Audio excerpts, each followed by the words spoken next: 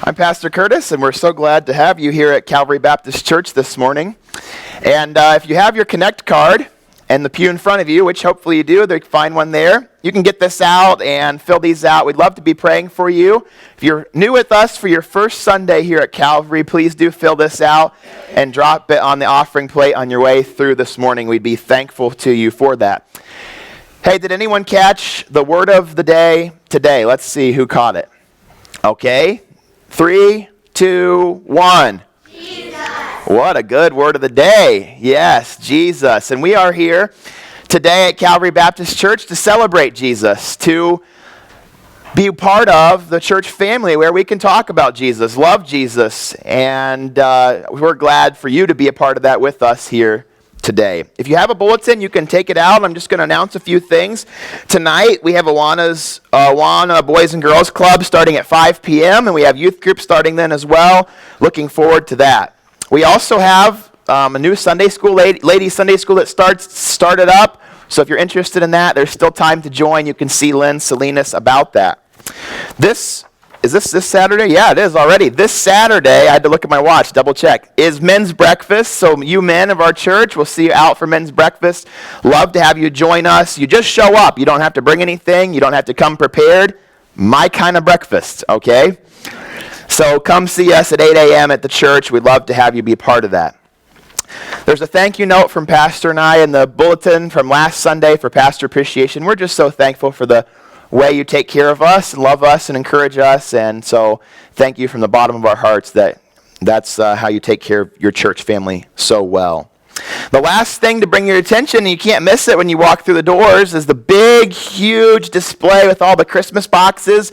It's the time of the year where we're going to pack up our OCC boxes, and they have to be in November 13th. So that's coming right up. You don't have a lot of weeks for that. Maybe this week would be a good week to do that, to get your box packed and brought back in. But we do know that some of you, maybe going out and shopping for those boxes, that's not your gift, or that's not what you like to do. Maybe that kind of thing. And the teenagers, we always pack boxes. And so if you'd prefer not to do the shopping, you can make a donation, mark that on your envelope for OCC, and the teenagers could do that for you. So that's an option as well this morning. Hey, this morning, praise team's going to come and lead us, and while they make their way up, why don't you turn around in the pew and wave at someone and say hi and good morning, and it's nice to see you, and have praise team come up. I have several prayer requests that I want to pray with you about before we really get going into the message this morning. Several things that are pressing and current, and so you might want to find a pen and be ready to write some of these things down as well. Got a text from James Kimball this morning. They were on their way to Allison's father, Alvin, is being taken this morning to Grand Rapids. As they were on their way down to see how he was going to do with all that's happened there. But he has bleeding in his brain, and so be praying for Alvin, be praying for his spiritual needs as well as his physical needs. Erin Rowland just texted that her father, Dale, is in the hospital in Midland, and so I'll be praying for Dale as well, and Erin as she's traveling right now. We've been praying for the Leiter family. Keep praying for Judy. She has gone back to Alabama with Bill and the kids, and so pray for all of that and over the next month there, and pray for Phyllis. Bert's here this morning. Phyllis is still in Grand Rapids, and hopefully this next week, she's had some things happen, but hopefully this week she'll be able to maybe transfer a little closer. And then it's kind of special to hear Rachel play that this morning. We need to pray for Doug and Rachel. Doug very soon is going to be mobilized in the next few weeks and heading overseas, and so we want to pray for him and pray for that family. So just a lot of things going on. I'm glad you're here to hear those things, but also so that you'll pray. So let's start our service that way. All right, Father, thank you so much for this morning. Thank you that we can know that no matter what happens in our lives, the blessed times, the times that we just sing with joy of how the name of Jesus Christ has saved us, or the times when we have to look at what's happening in our lives and quietly whisper, even though it is still well with my soul. That you're the same God in both of those happenings of our lives. You are faithful. You are present. You are at work in us. And you have a plan. And you're up to something in all of our lives. I'm so thankful for that. And I pray this morning as we have gathered from all kinds of things happening in all of our lives to this place and to this hour, that we'll have the ability to set aside the many distractions and things that kind of clutter and focus on you. And focus on how wonderful you are and what we need to learn about you and gain from you in our time together. I do want to pause to pray for the different needs that have been shared. Lord, I pray for Alvin. I pray for Allison, for her whole family. I just pray for healing for him and watch care for him this morning. A very serious situation happening there. Protect him. But Lord, I pray too that, as James shared, that you would use this in his life spiritually. And whatever his need is in having a relationship with you, I pray that you'll work in that and use this in that way. I continue to pray for Phyllis. I'm thankful for her, thankful for where she is. But I pray for strength for her and that she would be able to come a little closer soon. Just watch over her and work in her situation. I pray for Aaron, for Aaron's dad this morning as he is at the hospital and what's happening there. You know the details, and we would pray for healing and guidance, protection, and work in his setting. Lord, I pray for Judy again. And it's been a hard month or two for the Leiter family, and you know all the details. But Lord, I pray for her, that you would comfort her, you'd give her your strength today to be the grandma that she needs to be there, and just watch over that whole family and work in that in a very special way. And Lord, I pray for Doug. I pray for Rachel. I pray for each of the kids. I'm thankful for Doug's commitment to serve in a way that protects all of us, but to have to go so far in an unexpected time, Lord, it's a challenge. And I pray that you'll provide exactly what's needed for Doug, for Rachel. Help us as a church family to be that family that they need during this time. Watch over and protect him and work in all of this in ways that you have planned already. And we'll praise you for it in advance. And again, Lord, now as we pause to look at your word, I pray you'll open all of our hearts and our eyes and our thoughts. Just really focus on what you have for us today. And I pray that in Jesus' name. Amen.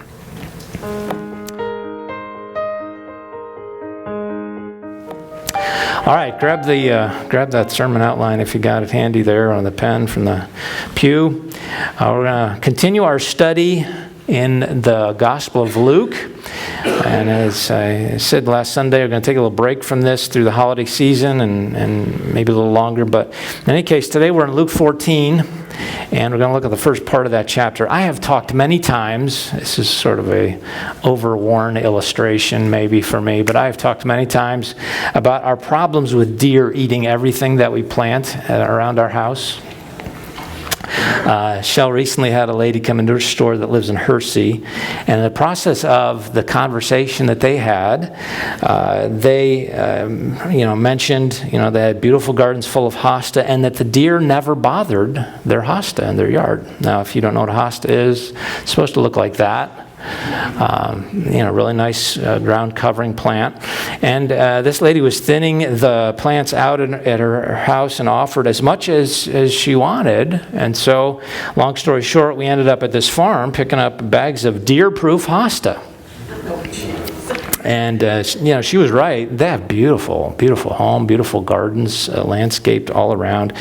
And none of their hosta had been chewed on at all. I mean, out in the country, surrounded by cornfields and whatnot, and none of it been affected by the deer at all. So there was some hope, that maybe this was the plant that would be left alone in our yard by the deer in our neighborhood. And so we took it home. We planted some at the store. We planted a bunch of it down around the end of our house. And the very next morning, I got up and I found this and that and this last one, the deer got so aggressive he yanked that thing right out of the ground, left the remains in the front yard, such a frenzy to munch down freshly planted salad. And so either there is no such thing as deer-proof hosta, or the deer in our neighborhood are meaner than most. And when they cross the street for dinner, it's about to get ugly. It's the way it seems to happen. Now, we've been looking through the ministry of Jesus much of this year, and we have seen him repeatedly butt heads with the religious establishment, the Pharisees, and sometimes that happens over dinner. The passage we come to today is one of those times. He was a rabbi with a following, and so his reputation quickly spread throughout Israel. But those that held on to the religious power considered themselves as the ones that evaluated credentials and called the shots, the final arbiters sort of a religious teacher's credibility. And they had decided that Jesus was not who he said he was. They had decided that they did not prove, that he did not measure up. And so over and over again through the Gospels, you see this conflict between Jesus and the Pharisees, the religious establishment, which makes it kind of interesting when you come to a place like this one where it says Jesus is invited over to dinner at one of their homes. But that's exactly what happens in Luke chapter 14. Maybe it was out of respect. More likely, as we'll see in a second here, it was sort of a trap in a nefarious way. But Luke 14 begins with that scenario. Jesus has been invited into the home of a prominent Pharisee, a well-known, well-respected, very wealthy Pharisee. And there's going to be some drama. So if you've got your Bible there, follow along with me. I want to read just the first 6 verses to get us started here. Luke chapter 14, verse 1. It says this: One Sabbath, when Jesus went to eat in the house of a prominent Pharisee, he was being carefully watched. There in front of him was a man suffering from abnormal swelling of his body. Jesus asked the Pharisees and experts in the law, "Is it lawful to heal on the Sabbath or not?" But they remained silent. So taking hold of the man, he healed him and sent him on his way. Then he asked them, "If one of you has a child or an ox that falls into a well on the Sabbath day, will you not immediately pull it out?" And they had nothing to say. Now, this is actually the second time in Luke's gospel when a Pharisee invited Jesus over for dinner. And it's the Sabbath, but also on the guest list is an individual, a man who suffered with a physical ailment that was very noticeable and that was crippling. And it's described by Luke there as an abnormal swelling of his body. Now, we don't know just what that meant or what that looked like, but it was an obvious setup. They wanted to see, what would Jesus do about this man on the Sabbath? And whether or not Jesus would heal this man on the Sabbath. And of course, we read already, it's kind of anticlimactic. He did. No specifics are mentioned. It just says Jesus healed the man, sent him on his way. And that part of the evening was, like I said, sort of an anticlimactic moment. But it really set the stage for some intense dinner-time conversation. And that's what I want to pull apart a little bit with you. This conversation, Jesus does a lot of the talking, but in the process, he highlights some people invited to the feast in God's kingdom. Here they were sitting around the table. Here they were enjoying a feast in a very wealthy Pharisee's home. And Jesus used that as a launching point to talk about God's kingdom, the feast that is offered there, and who's invited and who responds to that. Now, last Sunday, I mentioned as we were closing that Jesus' offer of salvation is fully provided for through his death on the cross. But it has to be acted on to be received. My last point last Sunday was that Jesus longs for people to turn to him, but he will not override a person's will. In the very complex theology of God's salvation plan, there's so many different intricate and interesting pieces. God chooses every person who will be saved in eternity past, and that's called election or predestination in the Scriptures. Jesus' death on the cross accomplished everything that needed to be done. Jesus finished when he died on the cross for your sin and mine. Everything that needed to be done was done for the world to be saved. And the New Testament also talks about how God draws those who will be saved to himself through the ministry of the Holy Spirit, that he is the one who pulls us, who draws us, who convicts us, and leads us to himself. And if you put those pieces together, salvation is planned for, it is provided for, it is even orchestrated completely by God and not by us. It is all of him. And yet, at the very same time, Scripture is very clear that God created people intentionally with a free will. And that he expects us to respond to what he's offering with a step of faith.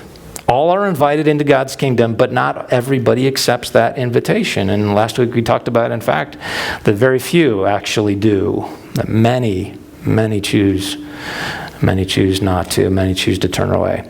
Now, in this passage, there are at least 4 groups, 3 groups that seem like they would be automatic participants in the kingdom of God. But they opt out. And so, if you're filling in blanks, I'll give you the first one. The first one is, just title it the self-righteous. And, those first 6 verses really focus on the Pharisees. The Pharisees had the religious clout of the first century Israel. They were proud of their rigid application of their rabbinical interpretations of the Scriptures. They had assembled all these rules that should be followed and followed just the right way by anybody who was serious about trying to please God. They had to keep the rules. They had to do it the way that the rabbi said that it should be done. And most of those rules had arisen over the years through discussion and debate by rabbinical leaders. But they also had very little mooring in the Old Testament law. And probably the best example is the one that's dealt with here today. The rules about working on the Sabbath. I've mentioned earlier when this type of issue came up that in the Jewish book of law called the Mishnah, there's 24 chapters on how to not work on the Sabbath. The commandments, the Old Testament law said work for 6 days and then rest on the Sabbath, and that was it. They fleshed that out into 24 whole chapters of details of this is what you can't do, this is what you can't do, and so many of them are minuscule and ridiculous. And it was a particularly bothersome thing for Jesus. And over again, he sort of butted heads with these religious leaders about it. In fact, 4 times already in Luke's gospel, Jesus has intentionally violated a Sabbath tradition to point out the foolishness of it. And this is setting number 5. So they kind of knew what Jesus was going to do. They invited this guy in. He's got an obvious physical problem. Certainly Jesus is going to do it again. He's going to heal this guy again. They knew what he was going to do, and he doesn't let them down. In fact, he drew it right out into the open. He's the one who says, when he sees this man there, he's the one who asks the question, is it lawful to heal on the Sabbath or not? Now, he knew their answers. He knew their thoughts. He knew their perspective was, no, it's not. That's working on the Sabbath. He knew they considered him wrong because he did not abide by the popular religious rules. But interestingly here, nobody said a word. They all kept silent. No one set out to debate with the Savior. And so he healed the man and sent him on his way. But then he asked the question, now which of you, if you had a child or an ox fall into a well, wouldn't immediately try and get him out, even if it was the Sabbath? And the obvious answer is, well, anyone would. Anybody would. It was rhetorical. If it was their child, if it was their prized possession, of course they would. And that was kind of Jesus' point. This man mattered to God, and so as God, Jesus was glad to heal him, even though doing so didn't fit with the polite religious rules of the day. Now, if I can add some sort of descriptions to this, the Pharisees failed to see that people matter more than religious rules. People matter more than religious rules. As I was reading this week, my mind went back to the story of the prophet Jonah. You remember Jonah's story? Most of us, we connect Jonah's story with him being swallowed by the whale and spending 3 days and 3 nights in the belly of that great fish. And that is a big part of the story. But the greater Jonah story is about a self-righteous prophet who failed to do what God told him to do, who didn't care about the people God sent him to reach. He hated the Assyrians, and so when God said, go to Nineveh, preach against their wickedness, Jonah said, no thank you, and went the other way. He went in the opposite direction and tried to go as far away from Nineveh as he could possibly go. And here he was, God's official spokesman in his time, refusing to do what God told him to do. The story unfolds, a storm, him getting tossed overboard, 3 days and 3 nights in the belly of the fish. And after that, Jonah finally has a temporary change of heart. And you read the last half of the book of Jonah. He goes, preaches in Nineveh. There's this spiritual awakening through the pagan city. And from the king on down, they respond to this message with repentance, with turning to God. And then the spotlight shifts back over to Jonah, and Jonah is ticked that has happened. You know, you read in chapter 4 his words, "This is what I was afraid was going to happen." All of these people responding to God's grace. And the last chapter, it shows Jonah climbing a mountain near Nineveh, camping out in the blazing sun because he wanted to see if God would change his mind and at the end of those 30 days still strike this place, still wipe that place out. He wanted to see it happen. That was Jonah's heart. It's pretty incredible, and pretty incredible that he wrote his own story. But at the very end of that, God provides this object lesson. He grows up a leafy plant overnight. Jonah, for the only time in the whole book of Jonah, it says Jonah was happy because he had this plant to shield him from the sun. And then God sends a worm the next night to chew the roots of that, and it dies as fast as it grew. And again, Jonah is angry enough to die. And this is how the entire book closes. It says this: God said to Jonah, is it right for you to be angry about the plant? It is, he said, and I'm so angry I wish I were dead. But the Lord said, you've been concerned about this plant, though you did not tend it or make it grow. It sprang up overnight, it died overnight. Should I not have concern for the great city of Nineveh, in which there are more than 120,000 people who cannot tell their right hand from their left, and so many animals? Jonah, you get all concerned about this plant, this minor, temporary, unimportant thing. But I'm more concerned with people who are created in my image, whose eternity is at stake. Jonah failed to see that people matter more to God than so many of the things that matter more to us. It's an important lesson in that. And these self-righteous Pharisees, they're doing the same thing. And I worded the second part of it this way: sense of religious superiority matched with a lack of empathy, a lack of caring about people, is an indicator a person may not be as close to God as they think they are. The self-righteous Pharisees, they assumed they were in with God, that they had fast-track passes into the feast of God's kingdom. Jesus points out that self-righteousness matched with this lack of empathy is an indicator that you may not be where you think you are with God. I read a statement recently, it seemed kind of profound. The author said, the devil's masterpiece is the Pharisee, not the prostitute. The Pharisee, not the prostitute. Our sin lurks more deceptively in our goodness than in our badness. That is so true. We don't really notice, do we, when our sin is cloaked by being good people, doing good things, being religious even. Our sin lurks more deceptively there. So you got the self-righteous Pharisees. They're invited into God's kingdom. Most of them, like I said, assumed they had automatic entry passes. You know, they were from the right family tree. They had the right resume. But that self-righteousness indicates a false sense of security, a sense of spiritual superiority. Matched with lack of caring is a warning sign. So that's one group. Here's the second one, and they do kind of overlap a little bit, but called the second group the self-absorbed. Verse 7, we stopped in verse 6, you go to verse 7. It says, when he noticed how the guests picked the place of honor at the table, he told them this parable. When somebody invites you to a wedding feast, do not take the place of honor, for a person more distinguished than you may have been invited. And if so, the host who invited both of you will come and say to you, give this person your seat. Then humiliated, you'll have to take the least important place. But when you are invited, take the lowest place, so that when your host comes, he will say to you, friend, move up to a better place. Then you'll be honored in the presence of all the guests. For all those who exalt themselves will be humbled, and those who humble themselves will be exalted. Now, Jesus was a people watcher. Some of you like to do that. And he watched what was happening in the dinner, around the dinner table there, the feast as it was taking place. And notice that people often chose their seats closest to the host, the seats of honor.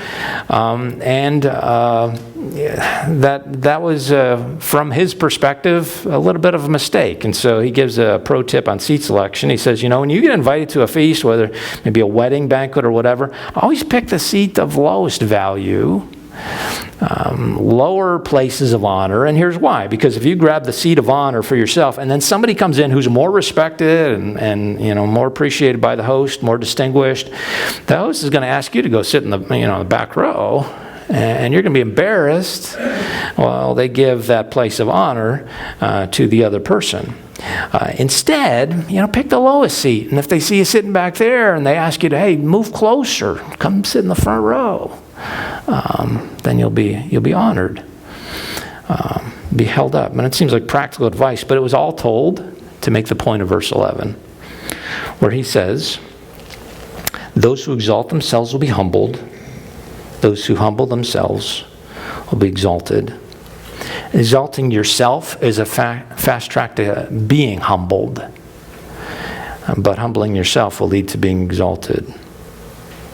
And while Jesus is just sort of sitting around the table here, he is slowly turning the focus to the bigger feast than the one they were consuming that day. The feast of God's kingdom. And what he had to say was not just good table manners, it was a subtle introduction to this topic of being part of God's eternal kingdom.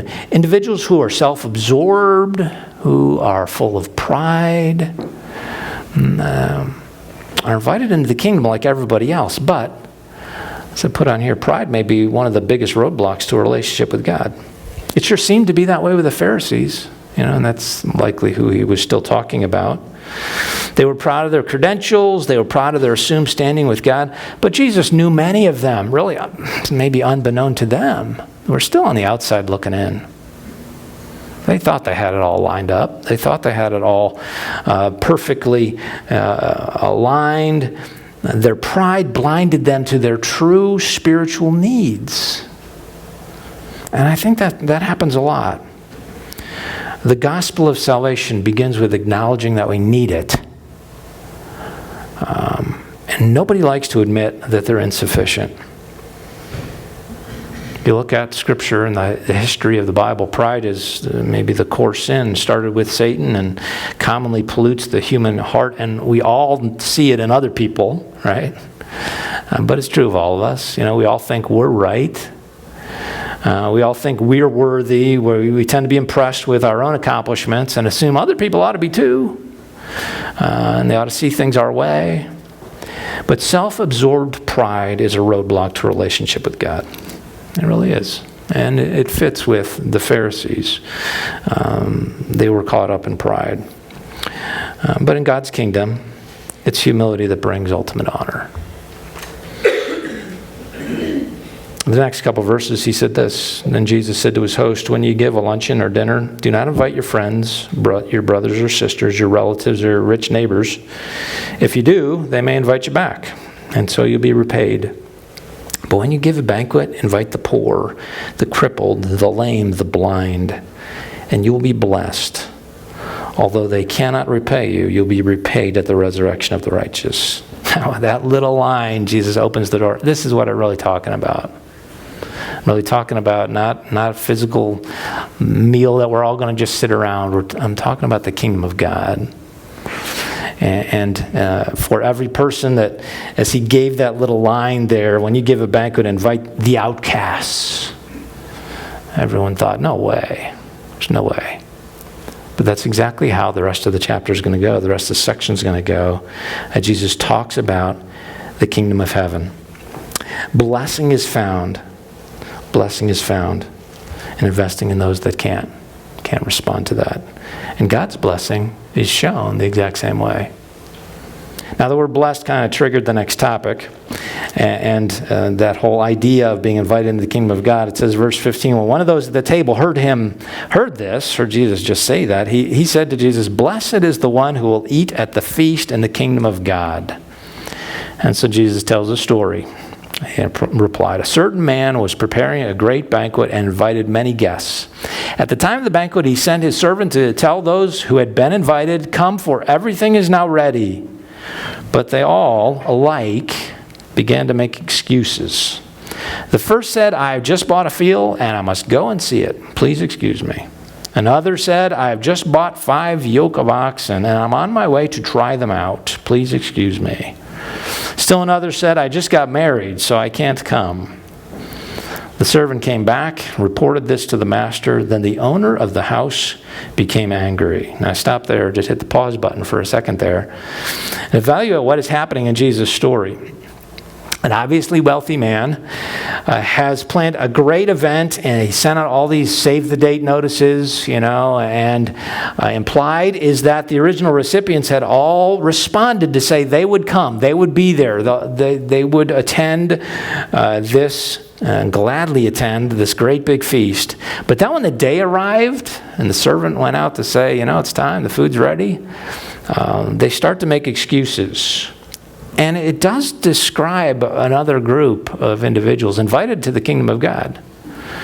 I just worded it this way: the repeatedly invited excuse makers. I read down through those. Anybody can see straight through the excuses that are given. I think it was Billy Sunday who defined an excuse as the skin of a reason stuffed with a lie. And that's exactly, clearly what is happening here. First person says, I just bought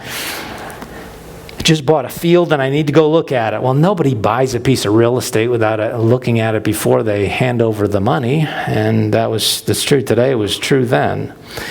Second person says, I just purchased 5 yoke of oxen and need to try them out. That would be like buying a car without ever turning it on or taking it for a test drive.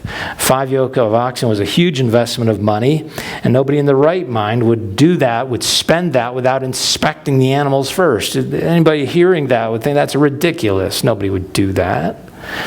Now, the third one maybe is a little closer to some value there. I just got married, so I need to stay home. But in any case, even they had received the invitation sometime earlier, agreed to attend, but something else seemed more important. And everybody, I think, in the room, listening to Jesus tell these stories, everybody that heard him share that parable, they were shaking their heads. If I had the good fortune of being invited to a great, big, fancy banquet, there is just no way that I would miss it for everything. And I definitely wouldn't use one of those kind of lame excuses like they just used.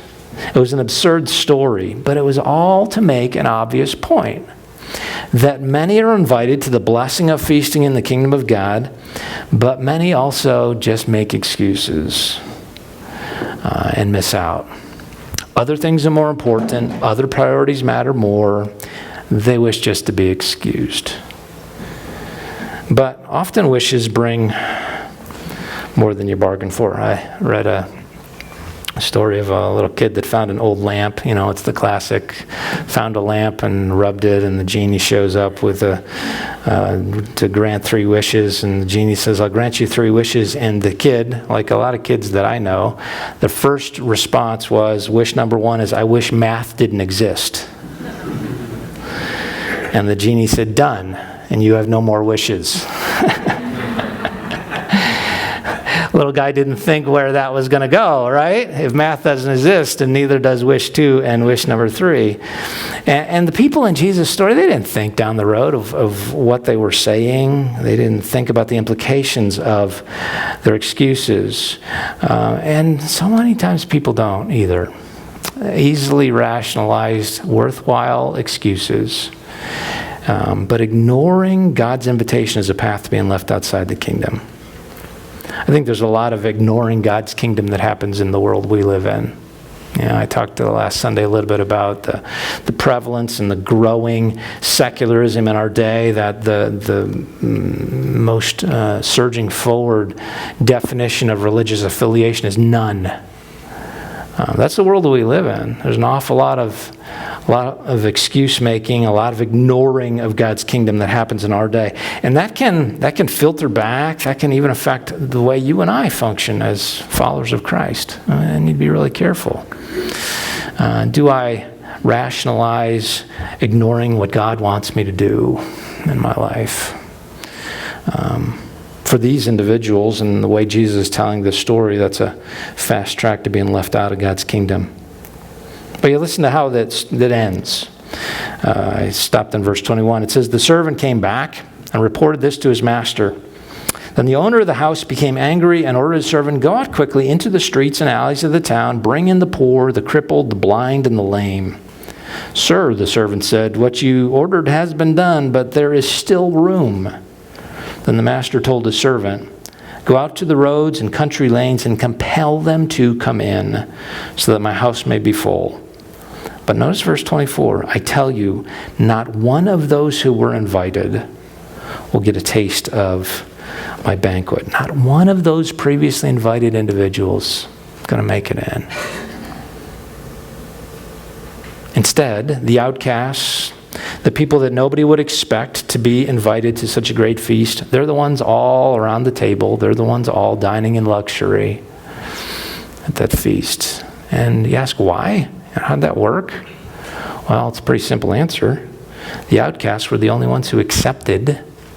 The outcasts were the only ones who accepted the invitation. That's true in God's kingdom. It's only those who accept God's gracious invitation that can look forward to his eternal kingdom. Now, there's a couple ways to apply this dinnertime drama to our lives this morning. The first one is this. I want everyone here to realize that God has invited you into his kingdom. He has invited you into his kingdom. There is not a person that offer is not given to. God has invited you into his eternal kingdom. But, just like it says up there, accepting that invitation is a key pivot point. Accepting God's gracious invitation. And that only happens, if we put the rest of what we looked at this morning together, that only happens when we acknowledge our unworthiness to be invited. Our unworthiness to be part of that. The self-righteous, the self-absorbed, proud individuals, the excuse makers, all the ones earlier in this chapter, they fail to realize how desperately undeserving they are of God's invitation. But salvation's presentation starts there. Until we have this firm grasp of how we are sinners and we are unable to fix ourselves, we're not going to see and we're not going to accept God's gracious offer. We will not experience all that God has provided through Jesus' death in our place. It starts with understanding that we're outcasts and we don't deserve it. Jesus, I said this earlier, but Jesus would accomplish everything that needed to be done. When he died on the cross, the last words recorded in John's gospel, "It is finished," meant that it was. Jesus had fully paid for the sin of this world, and that includes everything you have done, I have done wrong, and ever will do wrong. Jesus paid for. His death was sufficient to cover all of it, as only God in dying could. But it is only those who comprehend our unworthiness for that, and we accept God's gracious invitation with complete faith in Jesus, that it applies, that it fits, that it changes our eternal destiny. And I know the tendency is to think, well, I'm not so bad, really. I'm a good person. I'm better than a lot of other people I know. Friday night, Guard Strong had their presentation in here and all these different feats of strength, but it ended with this one where there was different stacks. I don't know how many were there, 6 guys here. They each had their own stack of bricks on a stand, and they were going to proceed to break those in half. But the speaker made a point of saying, those bricks represent our separation from God. They represent our sin that bars us, that keeps us separated from God. And he even mentioned the tendency is for us to look at somebody else's stack, and say, well, I got a smaller stack than they've got. But you still have a stack, right? You still have bricks. You still have these things that are separating you from God. We are all sinners. We all fall short of the glory of God. The Bible is so very clear. And until we start with that, we grasp our unworthiness, we cannot experience God's grace. Because God's grace is giving to us what we do not deserve. Giving to us what we do not deserve.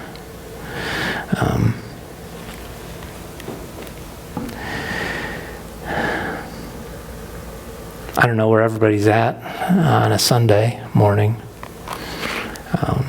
But maybe you're here this morning and you think, well, I'm in church, so that's something, right? That's got to count for something. Or I've come to church all the time because mom and dad make me, or because I want to please my spouse or whatever.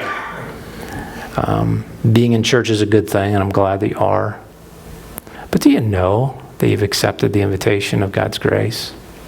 Have you acknowledged that you don't deserve it, and that Jesus died so that you could experience God's grace?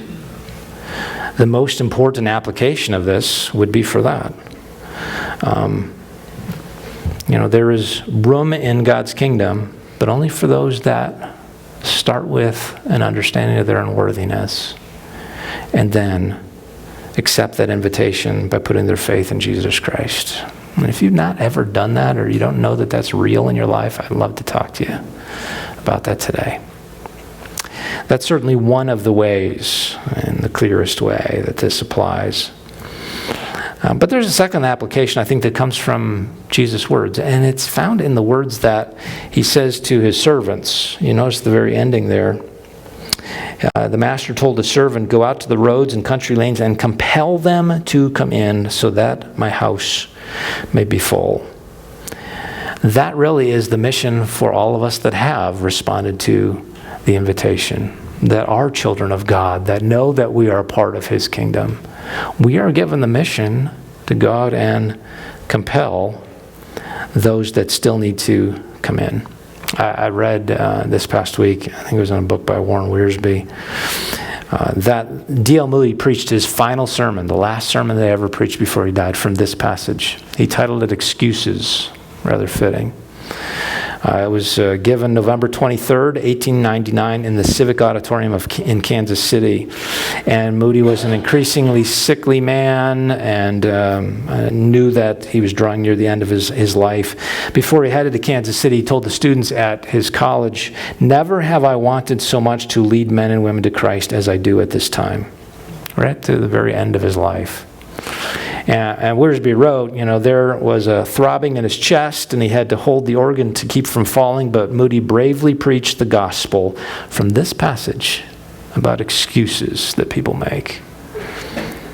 And some 50 people responded to trust Christ. The next day, Moody left for home. A month later, he passed into eternity. And it's kind of fitting that this passage was the basis for his final sermon, because right up to the very end, Moody was compelling them to come in. And that's our job. That's your role, my role. We are called to that same task. And it might not be by preaching a sermon. It might be by inviting a friend to join you in church next Sunday. It might be through a simple conversation that turns to spiritual things. It may be an offer to pray for someone who's going through something in their lives, and that opens a door. It may be sharing your story and bringing up Jesus as the key player behind the kind of changes that have happened in your life. I don't know what it might look like for you. There are so many ways to reach people in our world. But I want you to remember this. God gives you and me the job of compelling others to come in. So as we close, I just want you to think about these last couple things. God wants you to experience the blessing of his presence. And God has invited you. He has invited you to experience the blessing of his presence now and for eternity. Have you accepted that invitation? That's the most important thing. Do you know that you have? And if not, I hope that you'll talk to somebody about that today. But then secondly, who do you know? Who do you know that needs to be compelled to come in? That God put them in your life, in your circle, in your world, to reach for his glory.